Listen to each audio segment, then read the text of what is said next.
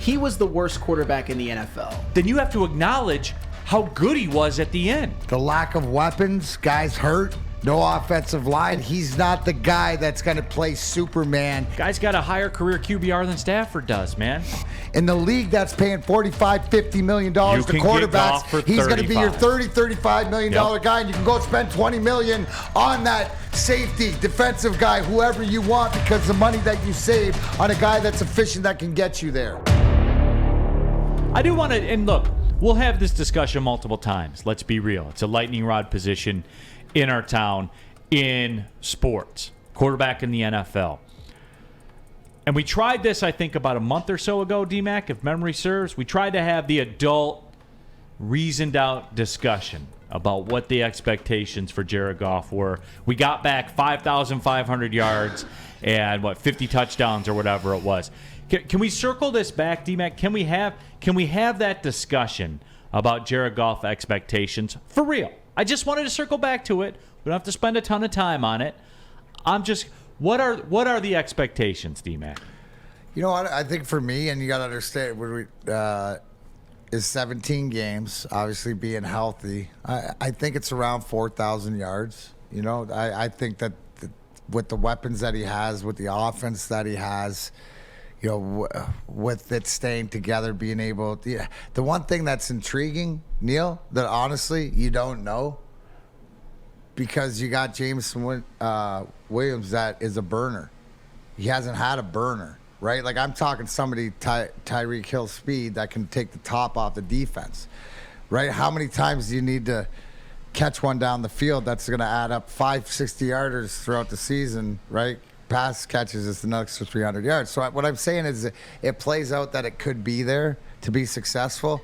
I think what you want is efficiency.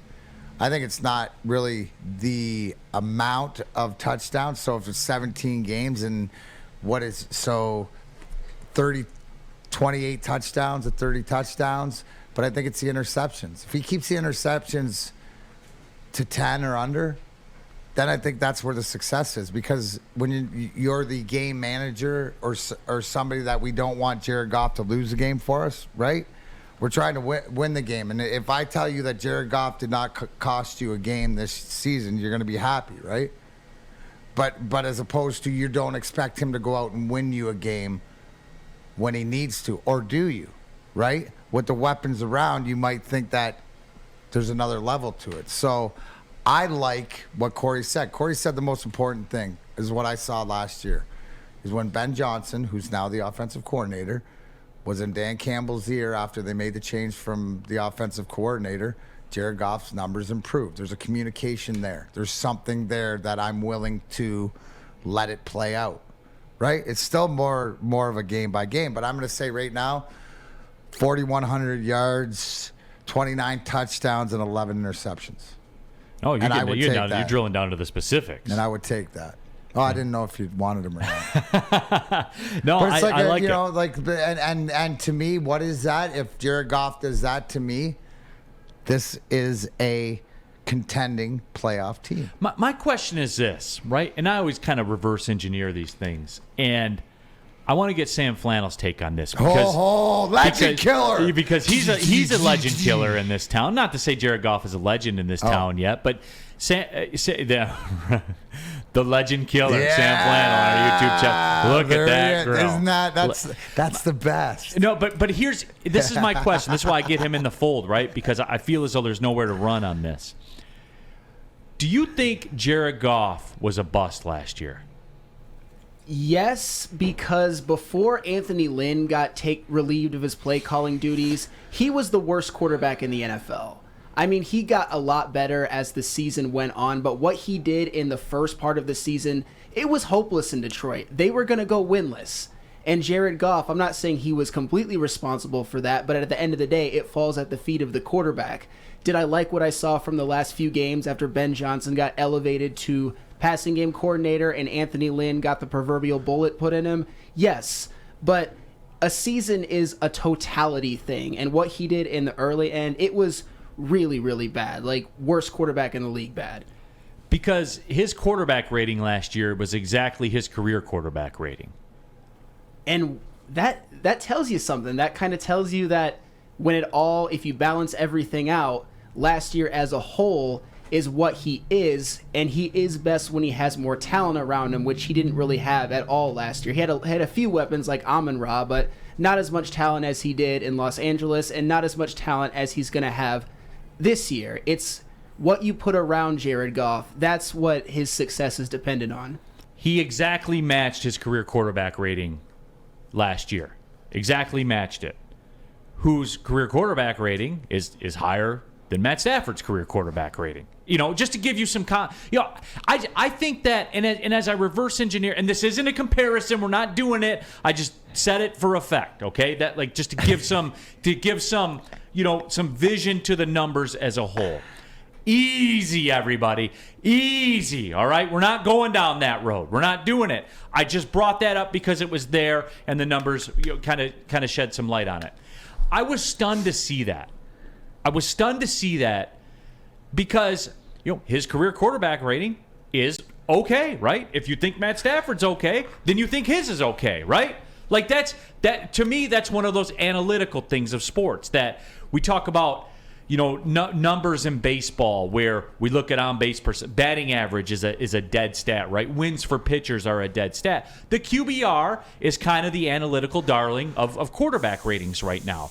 And the point when I bring this all up is I was stunned when I saw that, and it really shows you, I don't want to say either how bad he was at the start, but if you want to go that route, Sam Flannel, then you have to acknowledge how good he was at the end, right? And he was very good. And here's the thing. Look at the why. Can you explain the why? And I'll accept on the totality, okay, yes, it wasn't the foot, but you explain the why. And I don't care what it is, but you know what? Coaching, right? The lack of weapons, guys hurt, no offensive line, you're missing your top guy. What would you expect? Like I said, he's not the guy that's going to play Superman and will you through stuff like that. But if you put the right weapons around him, we do have the number one spent money on offense, correct? Yeah, absolutely. Right? Mostly on our offensive line if they can stay healthy. I just think the efficiency of Jared Goff and what you saw in the second half of the year with what's in place this year. I can explain the why he stunk. And I can explain why, to your point, he got good. Better. Right. No, he was good. Now, he was good. So now there's no expectations because the same things that made him good are in place. Oh, plus what else? A healthy DeAndre Swift, a new weapon at wide receiver. Yeah. Right? So that's what I look forward to. Like I said, that's why there's a clock. Right, all that stuff, all these things. But to Sam's point, I don't disagree with him when you're taking the whole thing like he broke it down. But let's just realize the beginning was the first half wasn't the second half. Right, and again, and you guys know this, and Spencer, you know this because I've been saying this for a long time. I think that Jared Goff is the guy here for the Lions, and I am starting to warm up to that fact and be accepting of that fact. But look, and our own Owen here in the YouTube chat thread from Woodward says you can't be a bust if you already suck. The QBR number is that a good metric? Yeah. Right? Mm-hmm. That's a truth teller. If it fits their narrative. If it fits your narrative, it's a good truth teller. But no, I'm saying though, he's not a bust. He doesn't suck. Guys, he doesn't. Here's the whole thing. I'm hearing Goff needs a perfect pocket. Goff needs this. Goff needs that. Yeah, that's why you are the number one. Money is spent on your offensive line, right, in the league, because their job is they better give him everything he needs, that extra 3 feet that Patrick Mahomes doesn't need or Aaron Rodgers to throw the ball. You put him in the best position you can, because when he's in that position, Neil, what is he? He's good, right? He's proven that in the past. And even here, the second half of the season. So It's willing to take that chance. Because in the long term, if you want to reverse engineer it and look down the road, right, we've talked about it all along. In the league that's paying $45, $50 million to quarterbacks, he's going to be your $30, $35 million guy, and you can go spend $20 million on that safety, defensive guy, whoever you want, because the money that you save on a guy that's efficient that can get you there. And it took me a minute to see it. It did. But I believe that's what Brad Holmes is doing right now. And we're reading the tea leaves of what Brad Holmes is doing, and so buckle up and get ready for it, because it looks like this is what the plan has been all along. I mean, I'm just taking a look, guys. I'm just taking a look around, and like Owen's comment, if you already suck. Guy's got a higher career QBR than Stafford does, man. And look, I'm not here to say give me Goff over Stafford. I'm not here to say all that. I'm saying give it some context here. You don't suck when you know what I'm saying? Is that a fair statement? Even you, Spencer, not a Goff guy. Is that a fair statement for me to say he doesn't suck? His career QBR is higher than Stafford's. Yeah, that's fair. Okay, that's all I'm looking for. Things can be inflated like that, and I don't know. I've said it multiple times before. You'll win with Goff, but you'll never win because of Goff. Fair. There, that's good. Yeah, fair. I think we can all agree. Can you agree with that statement? I can agree with that statement. Sam, can you agree with that statement? Yes. Okay. Right? And you know what? That's what happens when you pay $25 million for a quarterback instead of $50 million. But to me though, it goes back to that, and I see it now. Now we're adults here and we're having a discussion, and I know we got to get to the break.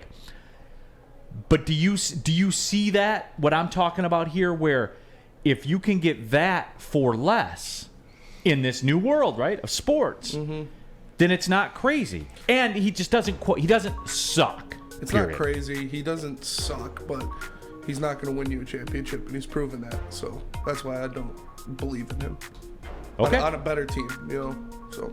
No. Hey, I get it.